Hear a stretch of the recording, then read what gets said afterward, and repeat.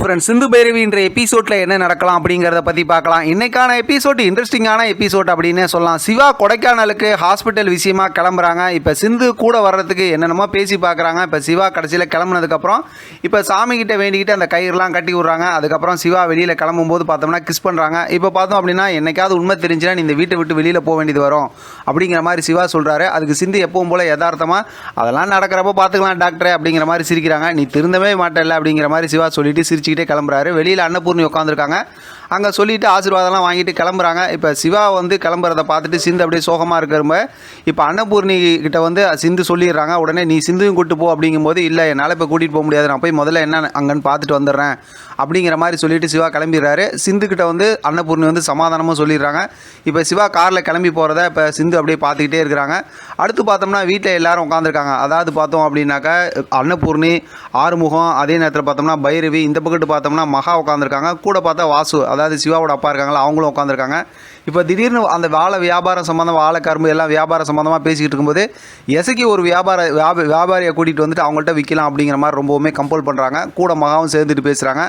ஆனால் பார்த்தா பைரவி ஒரு 2 நாளைக்கு 3 நாளைக்கு முன்னாடி அந்த வெளியூர் வியாபாரி ஏற்கனவே பண்ணாங்கல்ல, அவங்கள்ட்ட பேசியிருக்காங்கன்னு சொல்லும்போது இப்போ நிறைய 2 பேத்துக்குள்ளார எல்லாம் கருத்து வேறுபாடு ஆர்கியூமெண்ட்லாம் நடக்குது. ஒரு கட்டத்தில் பார்த்தோம் அப்படின்னா அந்த வியாபாரியும் கூட்டு வந்து பேசுகிறாங்க. இருந்தாலும் அன்னபூர்ணி வந்து பைரவி சொன்ன வியாபாரி வரல அப்படின்னா இவங்கள்ட்ட கொடுக்கலாம் அப்படிங்கிற மாதிரி தெளிவாக சொல்லிடுறாங்க. இப்போ பார்த்தோம் அப்படின்னாக்கா இவங்க வந்து அதாவது அவங்களுக்கு ஃபோன் பண்ணி பார்க்கும்போது ஃபோன் எடுக்கல. இப்போ எசைக்கு வந்து இந்த மாதிரி கூட்டு வந்த வியாபாரி வந்து போக சொல்லிட்டாங்க. ஆறுமுகத்துக்கு வந்து கொஞ்சம் அப்படியே டவுட்டாகவே இருந்துகிட்டு இருக்கு. இப்போ ஒரு கட்டத்தில் மகா என்ன சொல்கிறாங்கன்னா, அப்படி அந்த வியாபாரி வரலன்னா அதுக்காக ஏற்படக்கூடிய நஷ்டத்தை நீ தான் கொடுக்கணும் அப்படிங்கிற மாதிரி பைரவி கிட்ட சொல்லிடுறாங்க. பைரவி அப்படியே யோசனையோடு இருக்காங்க. இருந்தாலும் பார்த்துக்கலாம், அன்னபூர்ணி செம்மையாக சப்போர்ட் பண்ணுறாங்க. அடுத்து பார்த்தோம் அப்படின்னா சிவா வந்து கொடைக்கானல் போயிடுறாரு. அங்கே அந்த கேம்பில் போய் இருக்கும்போது அவர் ரொம்ப தூரம் கார் ஓட்டிகிட்டு வந்ததுனால என்ன இதுன்னு தெரியல, ஒரு மாதிரி மயக்கம் வந்து வாந்திலாம் எடுத்துடுறாரு. உடனே கூட இருக்கவங்களாம் ஹெல்ப் பண்ணுறாங்க. அது ஒரு மாதிரி காட்டிகிட்டு இருக்காங்க. ஏன்னா அப்போ தானே சிந்து இங்கே வர முடியும். அது ஒரு மாதிரி சூப்பர் கதையாக போயிட்டுருக்கு.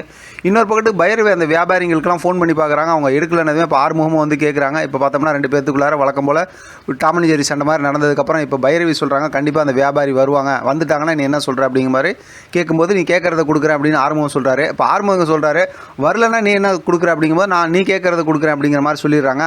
மொத்தத்தில் இதை வச்சே நமக்கு நல்லா தெரிஞ்சு போச்சு, அந்த வியாபாரிங்க வரமாட்டாங்க. அந்த வியாபாரிங்களை வரவிடாமல் தடுக்கிறதுக்காக வில்லத்தனம் பண்ணுறாங்கிற பேரில் மகாவும் எசைக்கும் சேர்த்து ஏதாவது காமெடி பண்ணுவாங்க. இருந்தாலும் இவங்களுக்கு நஷ்டம் வராமல் அடுத்து ஏதோ ஒரு வியாபாரம் பண்ணிடுவாங்க. இப்படியா ஒரு பெரிய கதை போகணும்னு வச்சுங்களேன். ஆனால் இதை காரணமாக காட்டி இப்போ ஆறுமுகம் என்ன பண்ணுவார், பைரவிக்கிட்ட நீ டிவைஸ் கேட்கக்கூடாது அப்படி இப்படிங்கிற மாதிரி கொண்டு போவாங்க. இது ஒரு மாதிரி ஒரு பக்கத்து போயிட்டு இருக்குன்னு வச்சுங்களேன்.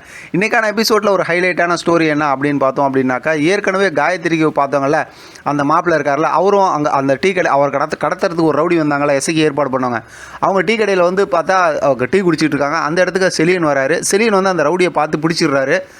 அடித்து பிடிக்கும்போது பார்த்தோம் அப்படின்னா அவர் தப்பிச்சு ஓடுறதுக்கு அந்த ரவுடி முயற்சி பண்ணுறாங்க. அதோட பார்த்தா இன்றைக்கான எபிசோட் முடிச்சிருக்கிறாங்க. எப்படியாவது கண்டுபிடிச்சி உண்மை தெரிஞ்சிச்சுன்னா நல்லாயிருக்கும் அப்படின்னு நம்ம நினைக்கிறோம். ஆனால் உண்மை தெரிஞ்சிச்சுன்னா கதையே அதுக்கப்புறம் ஒன்றும் இல்லைல்ல. அதனால் வந்து கண்டிப்பாக அதெல்லாம் வாய்ப்பு கிடையாது, ஏதாவது தள்ளி விட்டு ஓடி போயிடுவாங்க. ஆனால் இப்படி ஒரு ஆளை பார்த்தங்கிற விஷயத்தை செலியன் சொல்லுவார்னு தான் நான் நினைக்கிறேன். கதை என்னமோ ரொம்ப இன்ட்ரெஸ்டிங்காக தான் கொண்டு போய்கிட்டு இருக்காங்க. பார்க்கலாம் அடுத்து என்ன நடக்குதுன்னு. இதை பற்றின உங்களோட கருத்து கமெண்ட் பாக்ஸில் தெரியப்படுத்துங்க. தொடர்ந்து ஆதரவு கொடுங்க. தேங்க்யூ ஃப்ரெண்ட், தேங்க்ஸ் ஃபார் வாட்சிங்.